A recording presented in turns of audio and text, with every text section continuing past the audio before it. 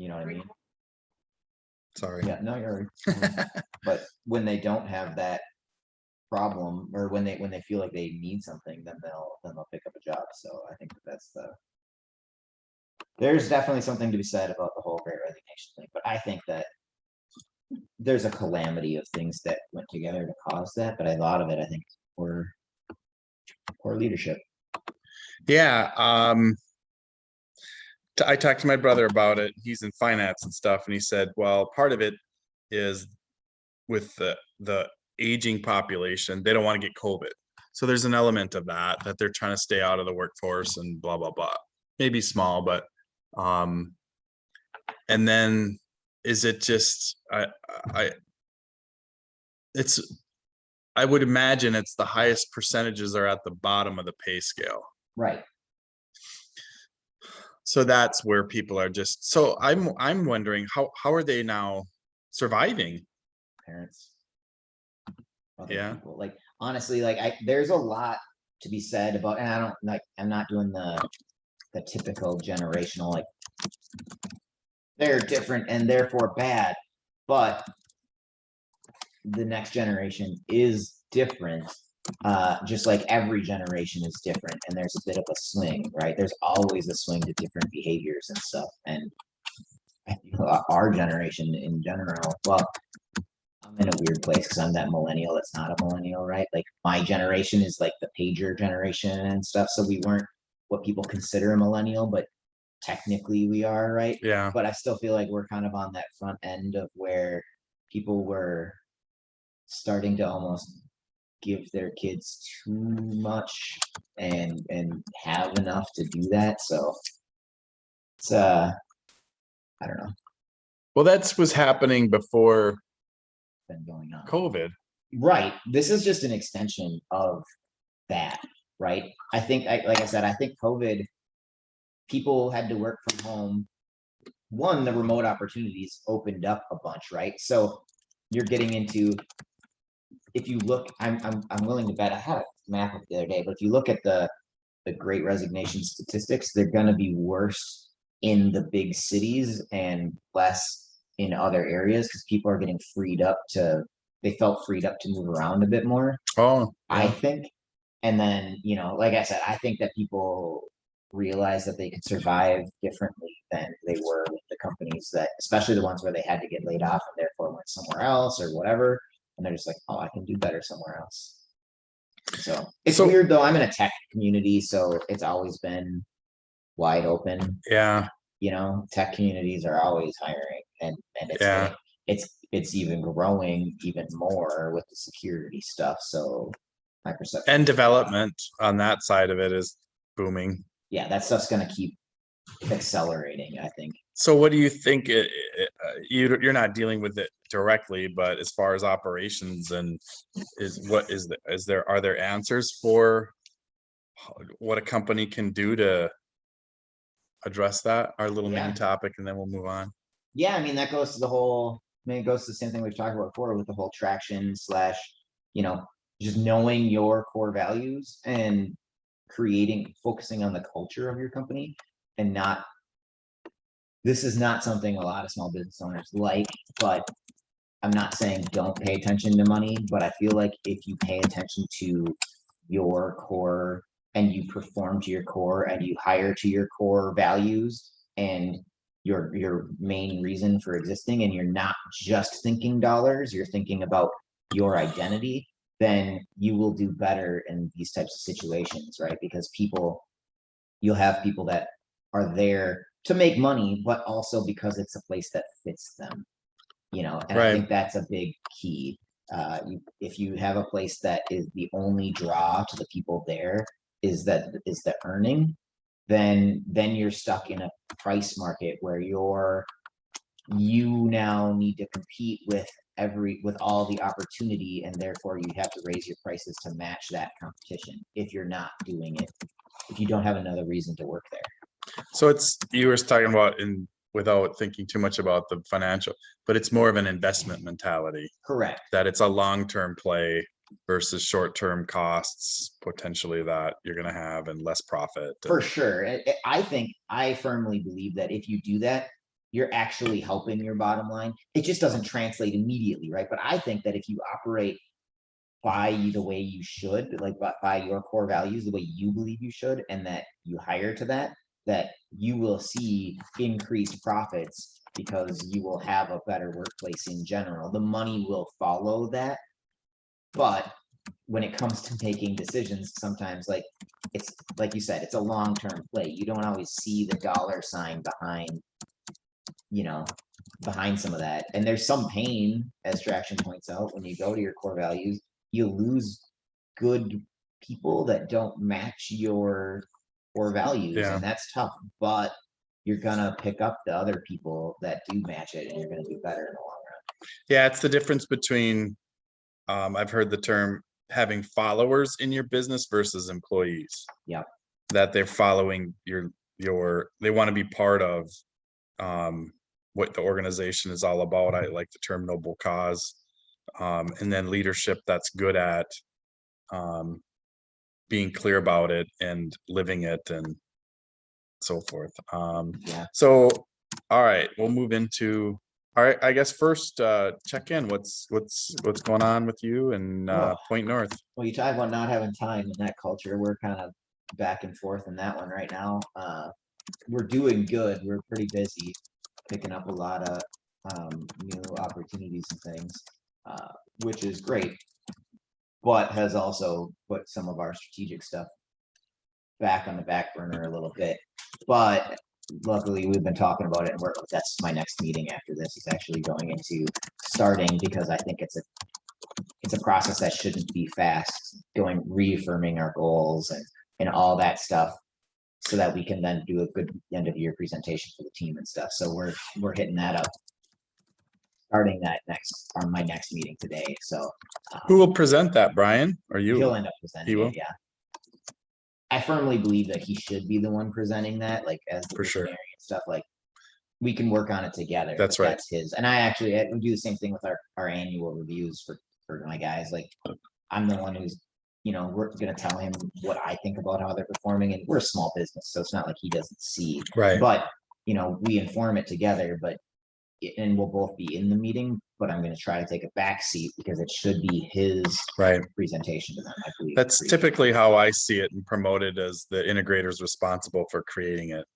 Right. And then it's the visionary presenting, participating and then presenting it, but typically it's the integrator role in coordinating all the efforts involved and putting it together and so forth. So things are good. Busy. Yeah. Busy. Do you have anything, is it seasonal year end kind of for? We do have year-end stuff we have to do, but it's not that kind of busy. I mainly am the one who has a lot of that to do, because I got to do some cleanup in our PSA. There's just some stuff to do to get some of our systems ready for the next year. Our finance department has their type of stuff to do, but as far as the picking up business, I don't think that's what I know. That's not what's causing it. What's causing it is, one, we're getting new clients. We opened up our marketing campaign, and that's going decent. And we started actually doing what we've talked about for ages, and we have our quarterly meetings going on, which is With the clients. Yep. Which is developing more work. But I did that. We call it the annual technology reviews. Wes does it in Mankato. But it always generates good project work. It does. You just got to be careful on some of it, that you're not overbooking. And that's where that communication comes in, of like, we want to know what our clients want, but we don't want to overpromise on the front end, because we got new business coming in and we got projects for them to do. Like we only have so much time in the day. So, well, that's ultimately, I think, the value of the integrator role is that balance between demand and delivery. I always talk about that for sure. Yeah. Awesome. Yeah. How are things going for you? So I've been very, very focused on demand development. My big way of looking at it is delivery and demand. And I feel like so we're going through and starting our 2022 strategic planning efforts. Right. And I just sent out an email to our advisory board. You're on it. Yeah, I saw that. Thank you. And so I've been looking at, I've been doing this now for about 10 years. And it's mostly been consulting work through those first few years. And that has been done well, and I've enjoyed that. And I've been trying to transition now into more providing a product. Right. And so that's been a little challenging for me. And what does that mean? How do you, because it's selling a lot of something. And where I used to just be selling big ticket, to get that consulting gig or whatever. Right. Yeah. So it's more of a mass market, I think, sort of a sale, and it's this new world of it's a different type of sale than I was historically used to. And then now with the whole, I guess calling it digital marketing, I've been focusing a lot of energy to understand what that is. What does that mean? And I got to tell you, as I'm diving into it, I think it's really cool. It is. It's really cool. Now that I understand the pieces, and then I'm kind of delving into what that means. Do you have a company doing stuff for you on that, or are you trying to? I'm trying to do a DIY with it. I have some consultants that I'm working with on parts of it. But I've at least at this point, I have it framed, from the high level stuff on, through your website and social media into lead generation. And then I've always been solid on, once I have a prospect that's interested, I'm pretty comfortable with selling it and pitching the business to them and demoing the product and so forth. It's typically where people are more comfortable. I can convert them comfortably, or I can do it well enough that I feel like that's not the problem. Right. The problem is getting people interested in getting the right people interested in the first place. But you can spend a lot of time. Way too much. Yeah. That's why I was curious if you're doing the DIY thing, because it seems, in my experience with that stuff, it always seems like it's like the general concepts don't seem that difficult. And in and of themselves, in each little piece, it's like, okay, these things make sense, and I could do this, and I could do this, but man, you can get lost in the minutia, and there's a lot of ways to do okay, but not great. Yeah. You know what I mean? I think we actually, with the marketing people that we're working with now, like, have seen a significant increase, and it's like, that's why they get paid what they get paid for, because that's their in and out. And it's like, I'm wondering if you're going to do the same thing that I tend to do in that stuff, where you're excited about it and you're interested and you get it to a certain point, and at what point do you say, okay, I know enough about this to work with somebody and know how to work with them, but I need to give them the run of this because it will go way better and I'll have better results. There's a cost associated. That's exactly what's happening. And it's more about, I need to learn enough of it to direct it. Right. To understand where your money's going. And how it all fits together and what's, and the biggest thing I'm learning is I don't need to do it all right now. And that I'm trying to look at specifically our product and our market and look at I don't need 1,000 new subscribers in the next month. So I'm trying to look at that could happen. That's a different marketing plan. And you're looking for more of a sticky product for now. So you want people in, and then you're expecting them to stick around for a while, so you can do a slow roll and it'll just be like a I think my goal for this year is just, I need some wins. It's the other part of it is the product. Not only is it a change in going from a well-known product, it's something that's a bit obscure. Right. So we're trying to go around and around with I know the value of it very, very confidently. Right. But I'm struggling to explain and have people understand and know the value enough to sign on. So it's an education process. Yeah, when you're gonna Eventually, you're gonna do the book, the ebook idea. I told you a long time ago. That you're gonna do that. Yeah, it's although I'm making headway, it's interesting because I'm trying to better understand the buyer. And I've been a small business owner, so I think that is beneficial in that. But it's challenging with well, the other thing I've learned is it's got to be a different message depending on the audience, but it's depending on what the audience I have their attention for. So like I've been doing LinkedIn Navigator where I'm messaging them. It's super cool. And that's the core focus of what I'm doing right now Okay. is Navigator searches and then sending out a message to that's fine-tuned search. Right. Business owners under 100 or under 50 employees, under $1 million a year, Right. you know, kind of in that sweet spot for us. And basically, instead of talking about our structured operations solution, Right. we're talking about we have a documentation solution. But documentation to me is not very fun and exciting. Nope. So we're trying to figure out a way of saying, simplifying it to, yes, it's a solution to help you document the organization, but in a way that's interesting. Right. Because operations tools, that's too vague, but documentation solution they get. Yeah, no, I feel your problem. They get it more. I don't have your solution. So Yeah, I've been, my most recent, and this you'll get out of the annual strategic planning, we're gonna get feedback on we're gonna have like 10 different pitches. Right. To see which one kind of resonates with you. Got it. So right now, the one I'm focusing on, put it on paper. Right. Quote unquote paper. You know, successful organizations put their organization on paper. It's not going to win in the future market. Well, paper is good for the older crew. But paper is it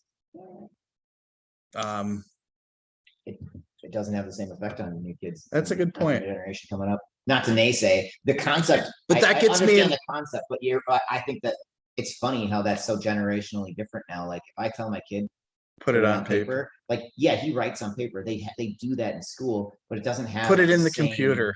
Right, and that doesn't have the same impact as what you're trying to do. But it's put it in writing. Put it in writing. I get the concept. So that's kind of how it'll leap. We'll go from I'm getting closer. I feel better about that than I did about, well, documentation as a solution feels better than structured operations tools. Right. Because that's too like, what is that? Yeah. But documentation, okay. And then, you know, so basically we're trying to say, Ember gave me kind of what's the most important thing. What's the single most important thing in message and value that you offer? Right. And my advice is put it on paper. That's the most important thing for what we offer to a small business owner to make their organization successful. Put it on paper, document it. That is what we do. That's what we do well. And if you do that, you'll have a better chance to succeed, I think, than if you don't. Yep. And what does that mean then?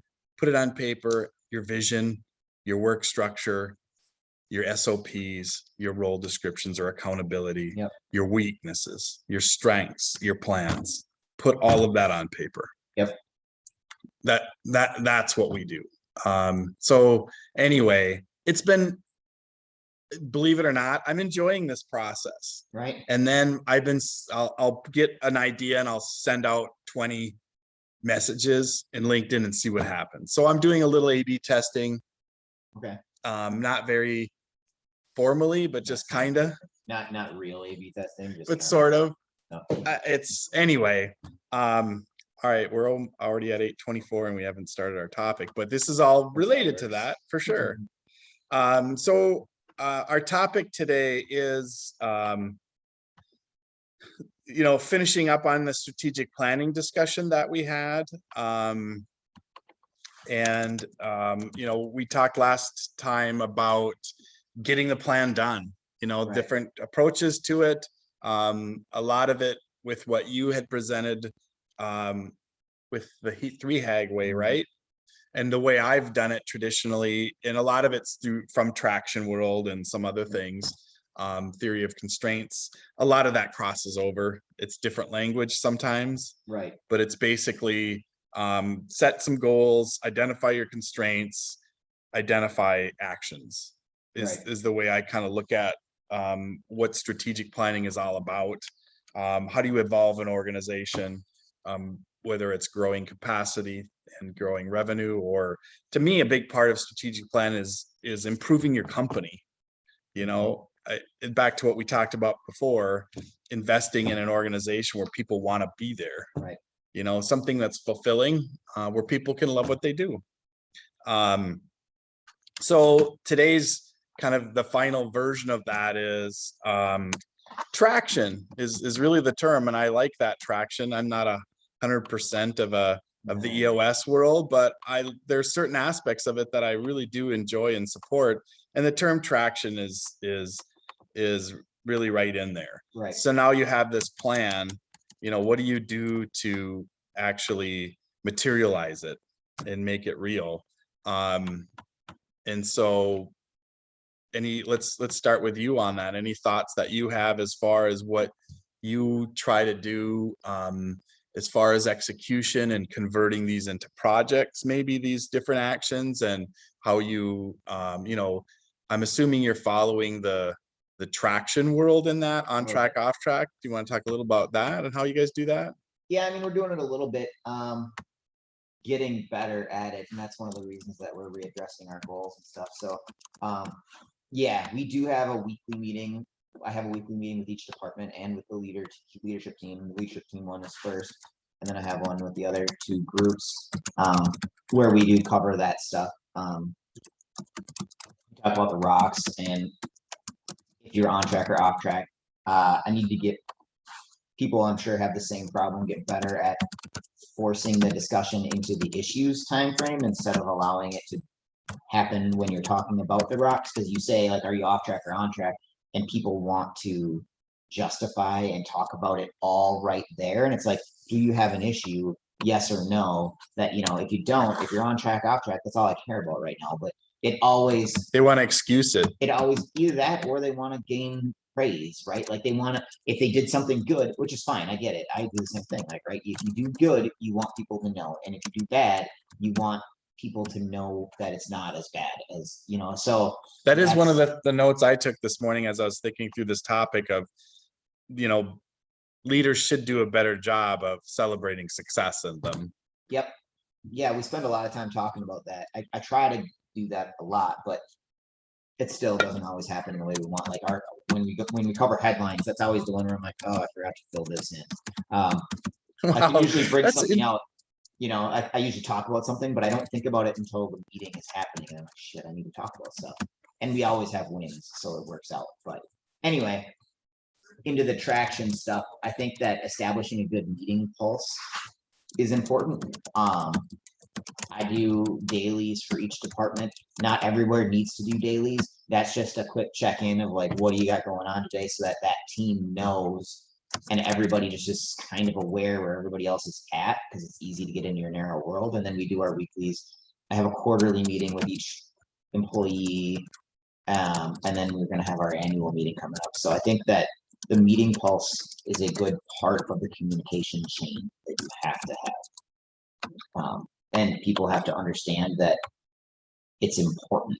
If you push off those meetings too much, it happens when you're busy, but if you push it off too much, you show people it's not important to you, and then they will fall off the traction train, I think. So I'm on the same lines with meetings as well. We promote and do meetings that follow the hierarchy. So we typically do at the daily level are your service teams. In a small business, they're often the same, right? But in general, the philosophy is the teams that work together on project work or on a specific type of work, they meet daily as a huddle. Yep. The weekly meetings are by department.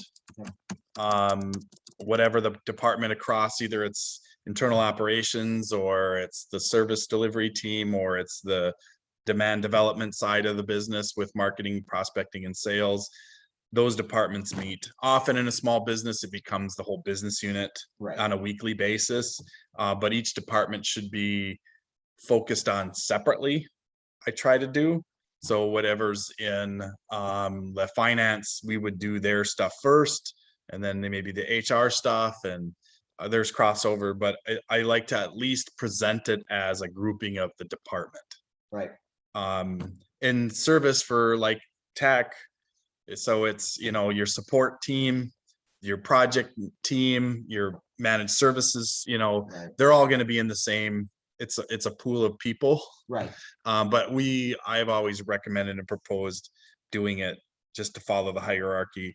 And then monthly, it's all of the managers together to go through their rocks. And I do propose to do rocks at all, even your service delivery team should be reviewing rocks status. Yep. That's again, my at least because that includes them. Right. Your frontline team should see what's the status of rocks. They might be involved in it. Yep. It's not just the managers doing the work of the rocks. They're overseeing them, but often you're recruiting in, especially supervisory roles, Right. in the rock development. And I think it just feels good to have them involved in that. Yeah, I try to. I find that the techs don't want to always define their rocks as much, but they do talk about them, and I always try to do that. And that's why the once a week, and it doesn't have to be a long. Yeah, it's check-in. it's- Here's the status. Exactly. Check in. Here's the status. Here's the issues that we've listed. Do you have anything else you want to add? That's been a big one for me, is just getting the team to start to try to add if they have an issue. And reining those conversations in. The daily ones are fine, they're about work, but reining the weekly in and the monthly into like not talking about work is super difficult because people want to talk about Frontline what they work you're know. talking about. Exactly. You want to, it's that whole traction, I think, says working on the business, not in the business. And And the- it almost always evolves into details about what this thing and what they're stuck on and this, that, and the other. And it's like, that's not what this is about. Like that's for any other conversation Yeah. outside of this meeting. But this meeting is just, are you on track on it? Do you think you're going to need, like, is there an issue here? And then you can maybe talk about getting them more manpower or something. But the nitty gritty, you got to avoid, or that meeting becomes what, like, you know, a 30-minute meeting will become an hour and a half meeting. It's just the traction world, the EOS world is about accountability. Right. It's a point of accountability. The 4 disciplines talks about the whirlwind, right. that people get caught up in that. And I think that's part of Faisal, one of his famous, you know, we came up with rock shouldn't float. Right. You know, it's kind of using the rock analogy with they float from week to week, you know, and nothing ever is happening on them. And it's leadership not making a stand. And if the leadership continues to go, okay, Yep. then it's fine. Then it's going to keep happening. And then you don't see the improvements. And that falls into this whole planning piece really well. And that leadership can and will do that if they don't have a well-defined goal and, you know, for the year, right, which is what we're planning for the next year. That's what this whole phase is about. If you don't define that really well, it's so easy to go, oh, well, we'll just push that rock off. We'll just push that off, because it's not, if you don't tie each of your rocks through the entire year to a full-on goal for the next year, 3 year, whatever, it's just there's no reason not to push it off for the thing that's going to give you immediate gratification now. So I think that's a good change. The only thing on meetings that I would add that we do or we propose and recommend and do is a quarterly all staff that we do kind of across the entire company, a quarterly, you know, we look at data for the performance for the previous quarter. We do it within the first week or 2 of the new quarter based on data on the past quarter, just to say, here was our goals for the year, where we at with the different KPIs. That's again presented by the visionary. Yep. So again, it's following kind of the hierarchy, you know, your dailies, your frontline, your weeklies, your departments, but presented through the business units often, and then monthly across the organization for the management team. Yep. and then quarterly, the entire company as a checkpoint to say what's going on. All right, so that's meetings. You brought up a great topic, just kind of segued perfectly into defining rocks. And I think that is probably the most significant reason they don't get done, because they weren't defined properly. Right. So what are aspects of defining rocks do you try to look at, and how do you guys do it just physically? Or, I mean, what do you put them on a spreadsheet, or No, we use an application for are you it. traction tools? Yeah, we're using like 90. Oh yeah. We do okay, but not great. As I've learned the program better, we're getting better at it. But there's difference between the way we think we should do it and what we have been doing, and that's where we're going in the future. But the way we have been doing it is we get to the quarter and we have kind of a general idea of what we're planning for the year. But especially the further you get from when you made that, right? Like right now, this last couple of months or whatever has been very or last quarter and then into this quarter is very what do we need to do right now as we're closing out the year to be getting these rocks done? And it became a lot more about all the problems and things. And, growth is good, but it comes with all kinds of other administrative issues. So I shouldn't even say problems, but issues, right, to deal with. Challenges is a good word. Challenges, right? And so we got these challenges, and so suddenly other things have become like you said, they're floating because it's just well, that's not a priority compared to this, or it didn't have a very well defined end point, which I've gotten a lot better at. I actually now, when we do a rock, I put in that rock this rock is complete when, and I do a very basic bullet list of the things that we think should be completed in order for that. And that's become more of this has to happen unless there's a very valid reason not to, right? It can't just be well, I feel like you kind of accomplished that. No, it was accomplished or it wasn't.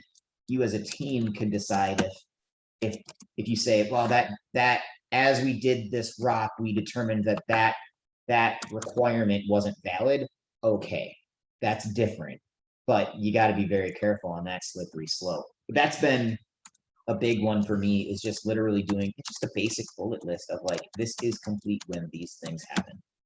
So we are getting and touching in on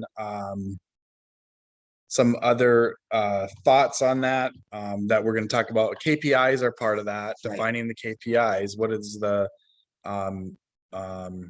effect of this rock going to be? I think that's challenging, right, to do. So 4 disciplines talks about X to Y by when, that you want to have an improvement that's going to happen by a particular date and time.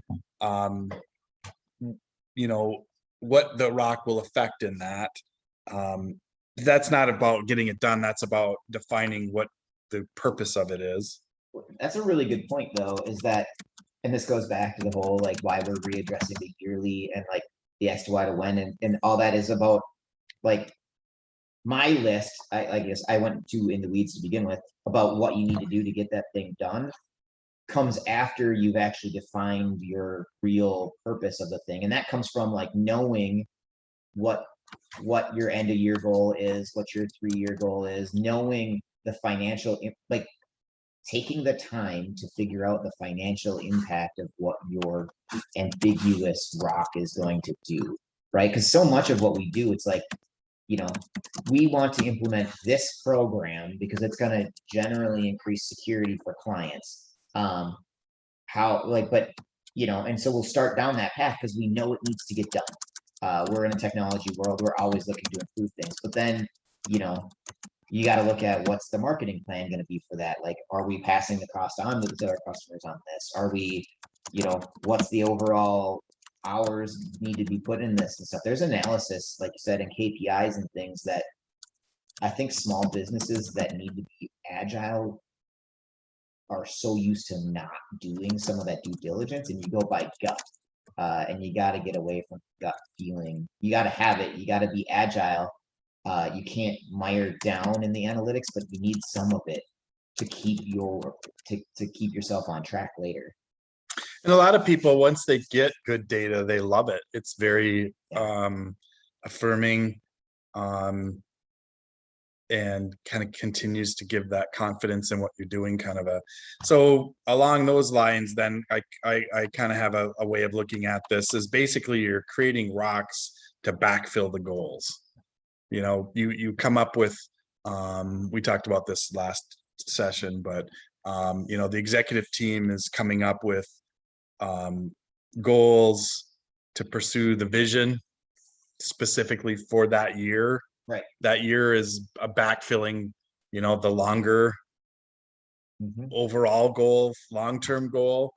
So rocks are basically coming out of that for that, and that's where they need to be defined specifically. I think that's really hard to do.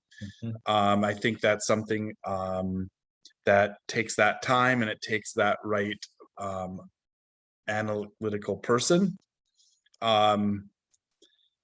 So is physically creating the rocks, are you doing all of them? Do you work with Brian on those? Do you bring anybody else in the team on helping determine what the rocks are and how they're created? It depends on what level we're at, right? So on the leadership team, it's me and Brian. We do that.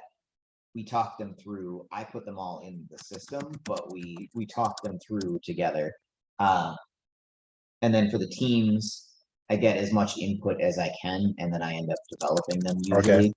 Most of the time, because you guys don't really have managers yet, really, do you? Not on the service team. Correct. I have leads that I rely on for a significant amount of that. Some of that work, they're not managers yet. We just don't have the depth just for input. That, but I mean, there's a need, but it's you know, but yeah, no, it's that. So a lot of that development, and then sometimes me being my ADHD self, I'll go in there and dig through our stuff that has been, you know, wishy-washy at a certain point, and I will try to add some rigidity to it. I find that in the meetings, they are almost never fully well defined, and I end up doing that in between sessions and then representing basically like, this is what we agreed on, like this is what we said, you know, and everybody has access to see it, but I find that ends up happening, which makes sense. Like people are like, oh, I'd like this idea, this, and ideas flow, and I hate staunching that, but then I have to come back in later and like, okay, what is this really saying?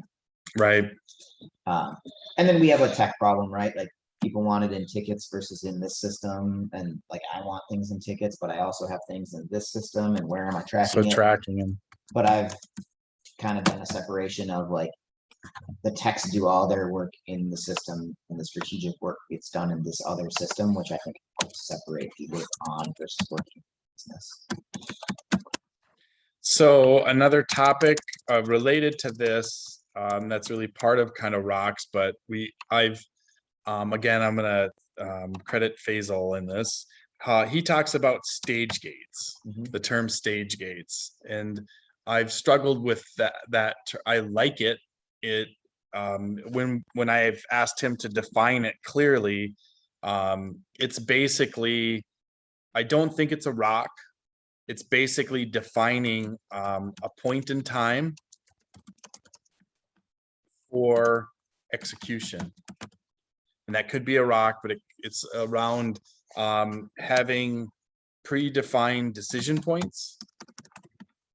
Yep. So that when that point in the future comes, and we all agreed that we would have this done, or some change in metric or a goal that's being pursued, if it's not reached, what happens? Right. Do we continue? You know, is it, do we halt it? It's kind of that pause, cancel, or continue.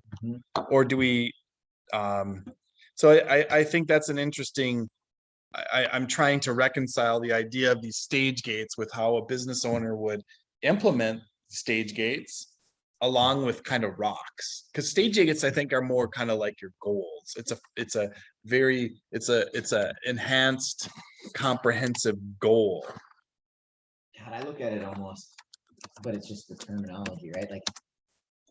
Like, I don't see a stage gate the way that that's performed. I don't know. Like, when I hear that term, I think like a list of things that need to be accomplished before you can then start this other thing. Again, it goes to the project network, project management kind of stuff, but like these things need to be completed before this can go forward.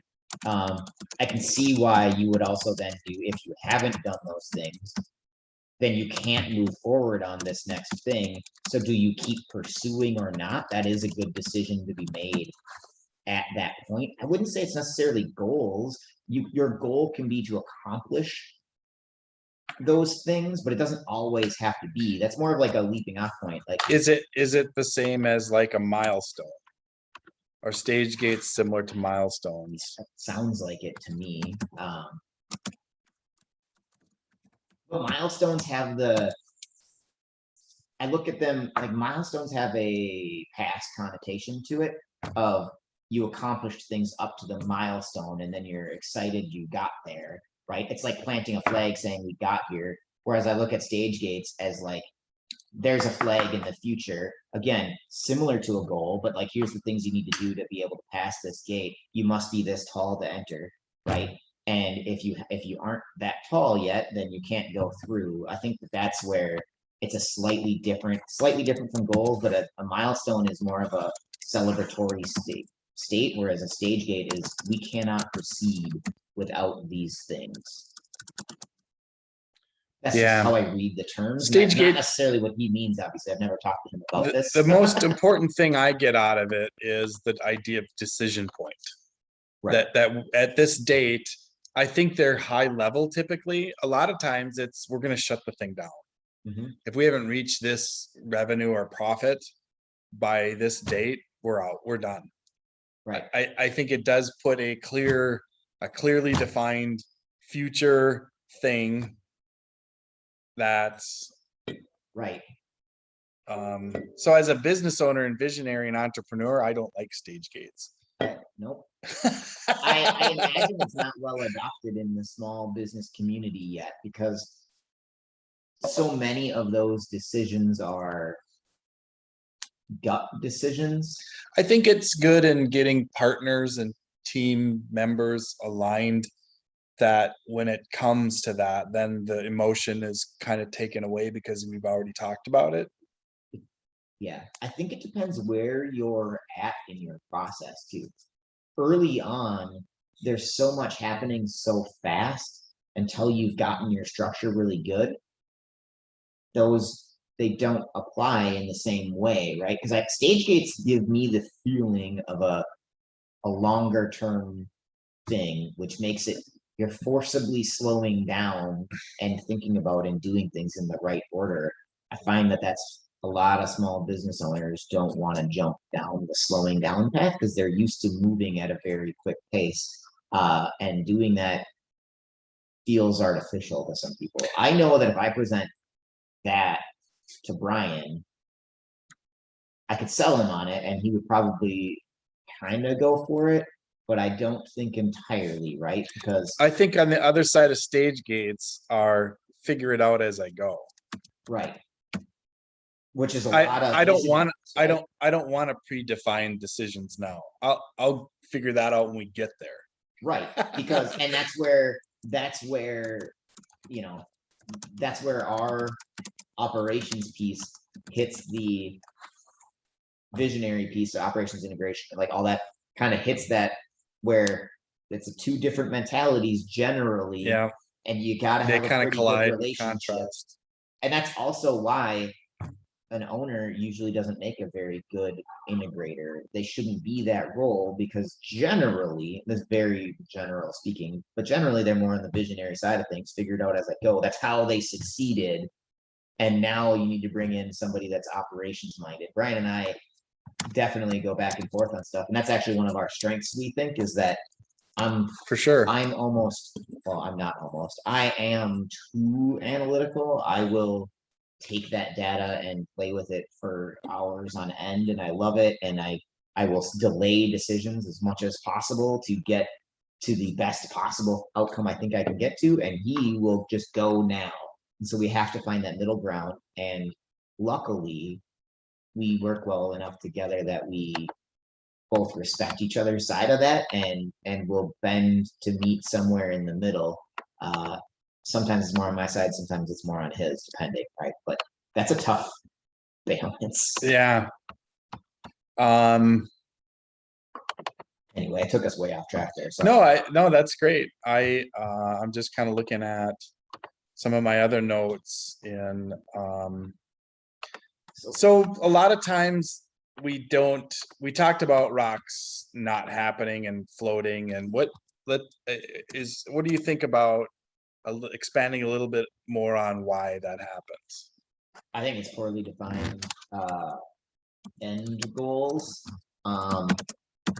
and the shiny object syndrome. I don't know if that's what it would be called, but that's what I call it. You know, and I guess the third one that goes along lines with the shiny object is just the in your face problems, right? Like it's in your face, it takes precedence. So Frontline work. yeah, but it's the in your face piece I think is important because it's right here. It's that client from an IT perspective, right? It's that client who's calling and complaining now versus the client who's respectful and also has a problem. Which one do you service first? The right way to do it is by priority order. The human psychology way is the person who's screaming at me because I want them out of my face, right? And there's a battle there that has to be waged to do the right thing. Even though it's uncomfortable, and that happens with rocks too. But poorly defined goals lead to poor prioritization, which makes it harder to justify not taking care of the thing that's in your face now for the long-term gain that will be had. Sustainability. Right? So fatigue, we talk a lot about fatigue in an organization where they don't address the workplace and improvement of the workplace through rocks and so forth, and that fatigue is a result. And I think that's pretty common. Sometimes maybe a rock, people I think I struggle deciding what level a rock is sometimes, right? And I see that too when I talk to people. They're like, "Oh, that's a rock." I'm like, "Well, that's not a rock. That's just a basic An action, what to do. right? That's just you're gonna do this thing." Or I'll be talking about a rock, and I'll be like, "Okay, we're off track on this," and then the response will be, "Well, that's not even really a rock anymore. It's a to do now." And I'm like, "But the overall accomplishment of this thing was a number of to dos. Yes, we have a to do related to finishing this, and it may be the last to do, but that doesn't make that not a rock." Right. Right. And that I think is a tough thing to get people used to, of like, what's the timeline on a rock? It's 90 days, right? But that doesn't, how many of our goals really fit nicely into a 90-day accomplishment category, right? Like, and that messes people up because now you're floating a rock in between quarters. That's not okay either. Do you change the rock? What do you do to it to keep yourselves? I don't have a great answer on that yet. I depends. I sometimes change them. I'll close one out and create a new one. You know, I've tried a couple different ways. I'm not fully successful yet. But I think that's because we need to go back and reestablish our end goals. So back to why they don't get done. The biggest thing I see is resource management. And that the reason that rocks float typically is in that you've got a management team that's not doing manager work. And the reason you have a management team not doing manager work is because the managers are doing frontline work. Yeah, it's the railroad experience for me. When I was on the railroad and I was doing signal maintainer, right? Our job was to maintain the switches and stuff on the railroad. But the so in order to get out and work on a switch, you had to call the dispatcher and say, hey, we're gonna work on this from this time to this time, whatever, right? They look at everything, they give you your window, they may or may not give it to you based on the trains that need to run. And more often than not, it would be like a no, like you're not going out there because we're maintenance. We cost money. Running trains Yeah, makes money. And that's kind of the thing here is we're maintaining the business. We're doing the maintenance piece of the business. That costs money. It's time and effort and all these things, but it doesn't have a tangible dollar amount tied to the action. Yes, in the grand scheme of things, it definitely increases profit. well, that's a to-do, I think, for the leadership is to create tangible result or tangible value. I think that that's a very manager strategic concept, but in the grand scheme of things, like saying I have saved our action here made us this much money, right? As opposed to this person servicing this client pulling in an actual dollar amount has a more visceral psychological connection with people. And the more success you have with the goal stuff, you're right. That's kind of a to do in that, like, you can see your efforts starting to make you money if you set up your KPIs right and you do all that stuff. But there's still a gap in there that you have to fill with faith. Like that the things we're doing are getting us there. You're gonna see it in our KPIs, but you know, it's future action versus the now. My ADHD kid wouldn't handle it. It can't, you know, he'd be like, but I just want to do the thing now because I get this nice dopamine rush now for pulling in a project or whatever. I would guess there is a spectrum of the perceived value or how you can show value on some of them are going to be obvious and easy. Some of it's going to be obscure. But I think that's in our discussion kind of coming out of where that's where director level and integrator levels need to put time and energy into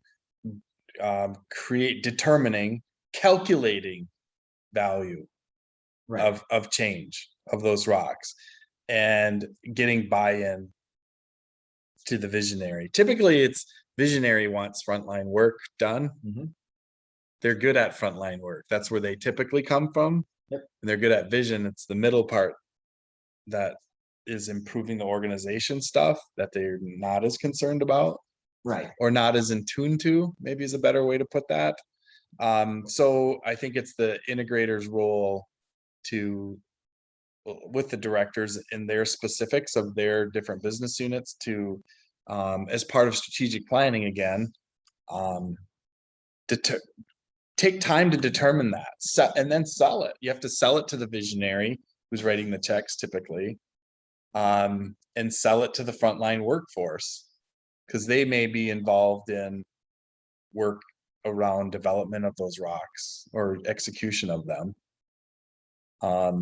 I just, that to me, in businesses that do not have a fulfilling functional workplace, is this stuff is why there's no improvements ever made. Right. I agree. Like I wholeheartedly agree. You know, and you got to have an owner that will buy in, and the buy-in comes from a lot of stuff. I think that I still don't think you can tie everything to dollar amounts in the way that we wish we could. Sometimes, like I said, I think some of it's subjective and easy. I think there are rocks that we all get it. We need to do this. It serves the client. And that's easy to explain. I don't need to do a lot of analysis on some of that stuff. If my competitors are all doing it, we're not yet. Right. We, Some of it. we better, I think it's still worthwhile. And so next month's topic is analytics and KPIs. Yep. I think that will be a good, from strategic planning, I think KPI discussions and analytics would be a good follow-up. I agree, yeah. Because then you look at rocks, again, I do KPIs based on the hierarchy again. You know, at the business unit level, what are we looking at? At the department level, as we break down the business unit, what are the KPIs that contribute to the business unit and down into functions and Right. to tasks to look at how this compiles and contributes all the way up to the bottom line. And then it's easy to look at the rocks and say, this is rock is for this function with this KPI that we've determined. Right. So at least you have a framework for it at that point. I still am looking for a way to answer that question or solve that problem of why it's so hard to get small businesses to invest into getting the work of evolving and improving the organization done. It's an administrative burden. It's a cost and time and effort, and the smaller the business. You keep telling me why. I'm looking for what do we do to change I'm that? getting there. But I think that costs and burdens. Right. Well, that's the thing, is there's a mentality there that to try to get around, and it's a manpower issue, right? Small businesses don't have a lot of people. It makes me think of back when we were doing stuff at Point North, right? And we were trying to get the sales guy on board, and he's like, why am I doing all of this task inventory when I have things I need to do right now? Yeah. And it comes to the convincing, right? It comes to the, maybe it's like we said, we're going to be getting into the KPI stuff, but there's different levels of KPIs. And I think an area that people don't do good at is that once you've set your 3-year and your 1-year goal, what KPIs are for that?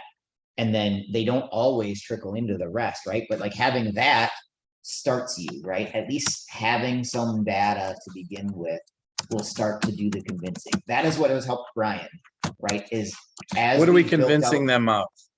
That you're improving, that the improving is doing a thing, right? And that you're moving, that you're progressing forward. Because I think a business owner needs to feel like they're moving forward, like their business is getting better. And that it has, depending on the person, right? But a lot of times it has a financial impact, and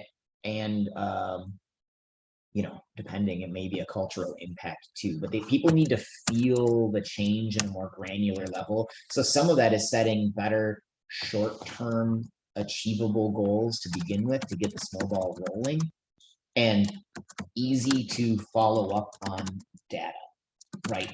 Because as you make improvements, you should start seeing your bottom line, your profit growing, and it should be attributable back to like, and you know, you should be getting less of a feeling of chaos and stuff. So I just had a great thought. I don't know. It was great to me. Yeah, I'm sure I'm gonna love it. So it's an evolution of an idea that I've had before. There's basically 3 types of work in a business or any organization. There's the visionary work. That's that creative. I call it work because I think it's time and energy and focus of a visionary who's, you know, coming up with the purpose and ideas of why the organization exists and what it should look like and all of that. Valid. There's frontline work. Mm-hmm. There's the execution of fulfilling the promise, whatever that is, that noble thing, that, you know, delivery to what we've, you know, product or service to our clients or members or whatever. Those 2 are pretty common and pretty obvious, I think. Yep. Then there's, I call it, evolve the organization work. You know, to get the organization itself, the kind of the management layer of the organization, around coordination the better is requisite coordination, the proper coordination of the work at that time based on their volume and the complexity of the work that's been agreed upon.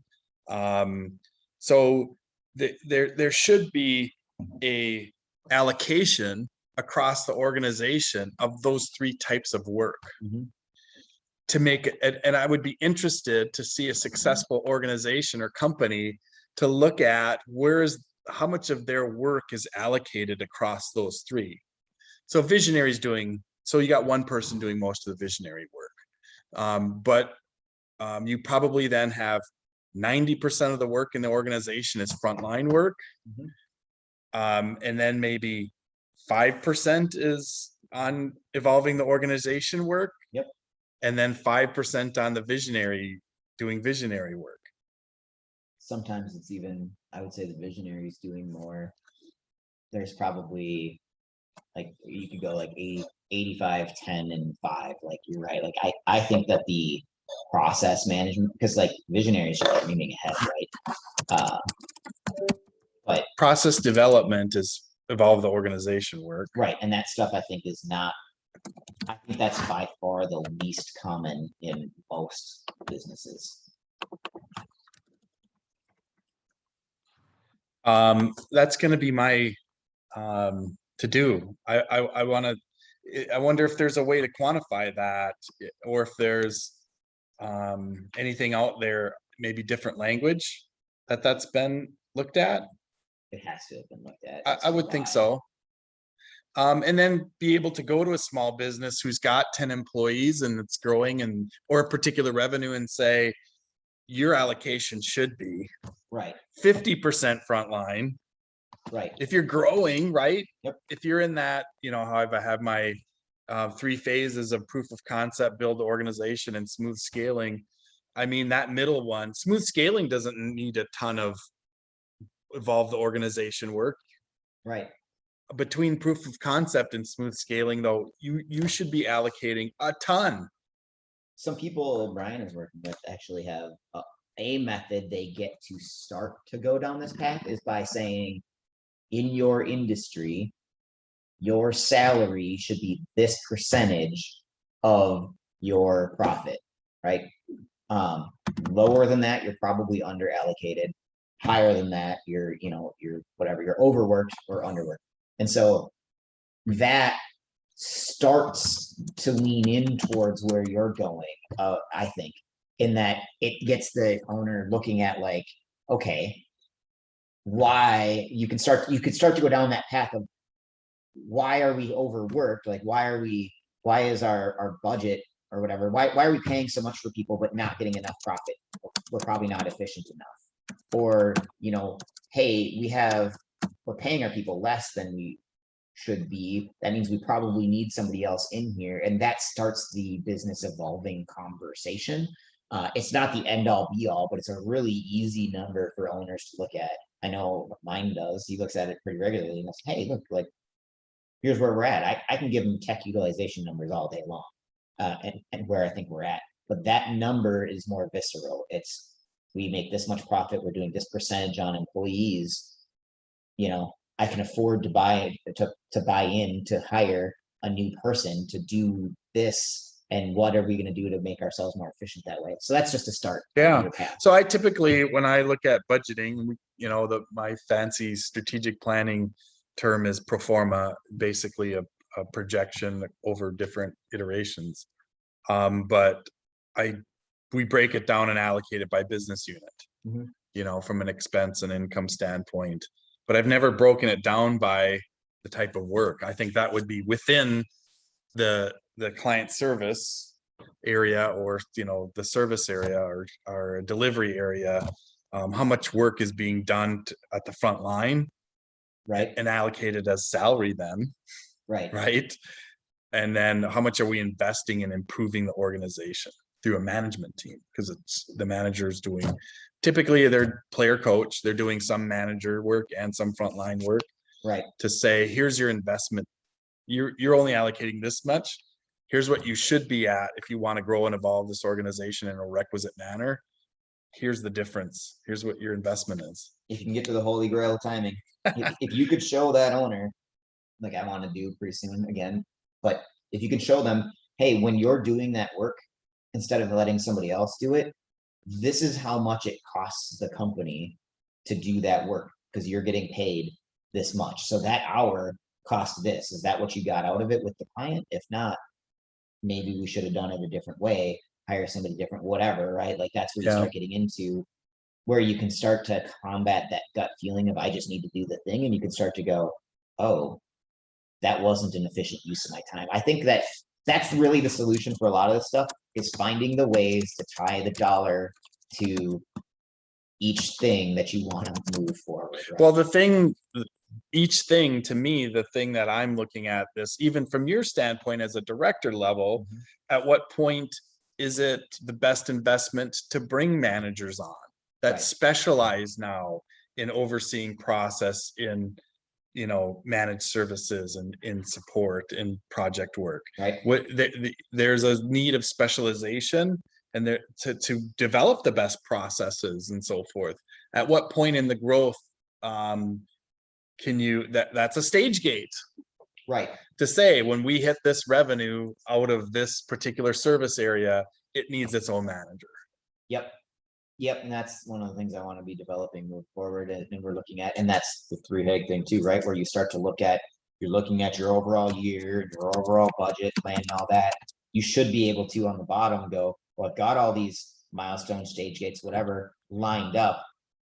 What bodies do I need at what point? Like, when do I need to make these changes and what should they be? And if you're looking out that far, you can be a lot more strategic about it than we are currently, where we're like, well, I think we're going to bring on some more people and I think we're pretty busy here, so I'm going to need a body here. Right. And that's where, and then you need people overseeing those new bodies. That's where I think you can start looking at a management team. If you have a business unit that's pooled, at what point does it make sense to kind of segregate that pool out maybe a Right. little bit? Yeah, and that comes down to how many bodies and how much work needs to be organized versus how much is very standard for that, right, employee. Like when I was working in a warehouse, you didn't need that many managers for the number of people. Right. It's a similar work. Because you taught it once and it was boom, here you go, and people do it, and and so then you're managing different stuff. Whereas, yeah, managers is also is talking about departments. It's about the specialization of work, the type of work, and who's overseeing it with that subject matter expertise in it. Yeah. I think the biggest thing I'm getting out of this is, how do you just progress it? I have a perfect world where you have managers doing manager work and it's clean and it's clear cut. And then you have this world where you don't have any managers. Right. And you have the business owner with maybe an integrator type person or a director like you, who's doing all of that evolve the organization type work. How do you just start to move that? What's the first step? And maybe it's hire one manager where you have a very complex area that just needs that level of it. Right. Wes has done a good job of that in Mankato. He's got some managers underneath in that. Yeah. They're not doing it, executing it as well as I think it should be as far as the manager role. Yeah.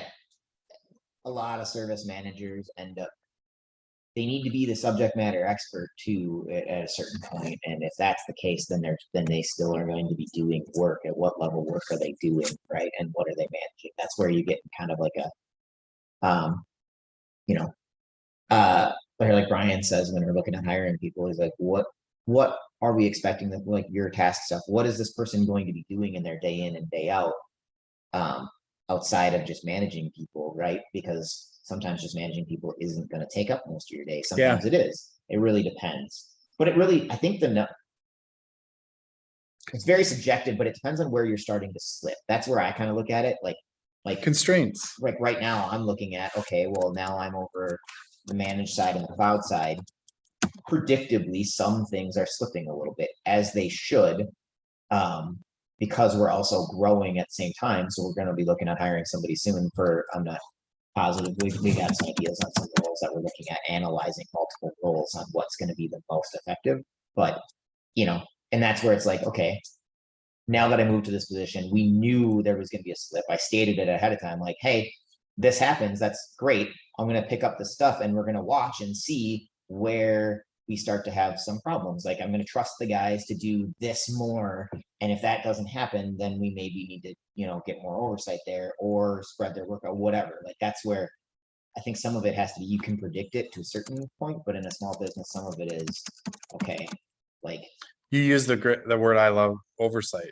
yeah. What is the level of oversight that these different departments or functions need? Some Right. don't need much. No, right? Some need more. Tech world. So a for to sure. do for a operations person would be define the oversight on each of the departments. Yep. Oversight by department and function. The more your business allows you to do the Smith of, you know, breaking it down to you just do these functions. If people are happy doing that, the less management you need. But the more intellectual work required, the probably more management you need. Right. Like what I see with my techs, I see it. I've seen it, not just my techs, across the board. Whenever I'm at places, I see this happening and have to get involved. Is that a tech will do what interests them most and people, and they will avoid the painful things. So something that is overdue will become very overdue if you don't manage it, right? Or that client that causes the pain in the brain is going to receive a different level of service without a manager. And it's not even the tech's fault. Like, people want to get mad at the tech for it. I'm like, no, that's why you need a manager there, because that's human psychology. I did it when I was at that level. I didn't want to deal with a crappy person. Actually, that's how I ended up growing, is I took on a lot of those, but that was a conscious effort. Like, you know, but I definitely, it sucks being the one who picks up that old ass ticket and you're like, Yeah. The longer calling my mother is Yeah. one of those things that the longer I wait, the more I put it off. right? And If it's I would never just do it bad. right when I think I should do it, and I keep putting it off and keep putting it off. Yeah. Yep. Anyway, all right, so let's wrap up here. I also added as a topic I like that came out of this discussion is oversight. Yeah. What does that mean, and who does it, and how is it executed? It's definitely part of the manager role to oversee frontline work, where then your directors are overseeing the managers. Yep. You know, and integrators overseeing directors and so forth. Although I don't see it as the visionary overseeing the integrator. I don't, No, that's more of they're- a partnership thing. It's a split of executive team, and the visionary needs to support and appreciate the integrator, but I don't see it as much of oversight, although they do hire them. I think that that's actually one of the reasons that external consultants and sometimes external integrators are important, because a lot of times the business owner, the integrator needs to have that level of, I want to say trust, because like you get trusted, but like be operating slightly different, where like a lot of times an owner will feel like they're the boss and then push back even more and override what an integrator is saying rather than partnering with them. That's a very difficult, can be a difficult situation. So you got to hire right and respect appropriately. Faisal has a really good perspective on that, as far as the mentality of the integrator specifically working with the visionary and how, you know, that should go. So, all right, KPIs and analytics, I'm going to focus on for next time. I'll get together an outline for what that would mean. And then I think another follow-up from this is oversight. I do want to try to get back to, I don't want to say that. My plan is to not try, put some action into promotion again. Right. I haven't done a whole lot of that. I've been kind of tied up with some other things into the group. And so if you think of anybody, I guess that's the only thing I could ask, you know, if you know of anybody who would be beneficial either coming in, or I want to promote in person, if they're comfortable with it. I always talk about the Wellworth and what a great job they do in keeping things clean, and the system here is, I guess, comparable to a hospital as Right. far as their being clean rated and all of that kind of stuff. So but I'm going to add to the Aligned Operations website a Ops Masters page to promote it. I think I will do some LinkedIn and other social media posts. Yep.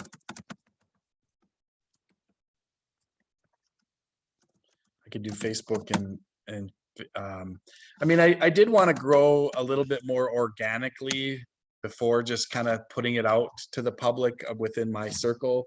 I think I've done as best as I can with that. Yeah, I'd be interested to know, like, you know, like you said, the people that they don't have, they have reasons to not be here. I wonder what reasons would override those. What provided benefit do they need to perceive? What are their constraints? Right? Like what benefit do they need to perceive in order to show up to a group like this? Because like you said before, there aren't a lot of operations groups like this. Yeah, Maybe one of those reasons is operations people feel overworked, right? And so probably. then they don't want to do this, but there's a certain, like I tell Ryan and I wholeheartedly agree. I don't even care if I come out with a tangible from this every meeting that we do. It's sitting and talking to somebody, other people that are like-minded, Yeah. reinvigorates your, you know, your ability to make improvements within your own business. You know, even if you're not going to take a straight up idea, man, it just, yeah, it reinvigorates me when I have these meetings. Well, great. I enjoy it too.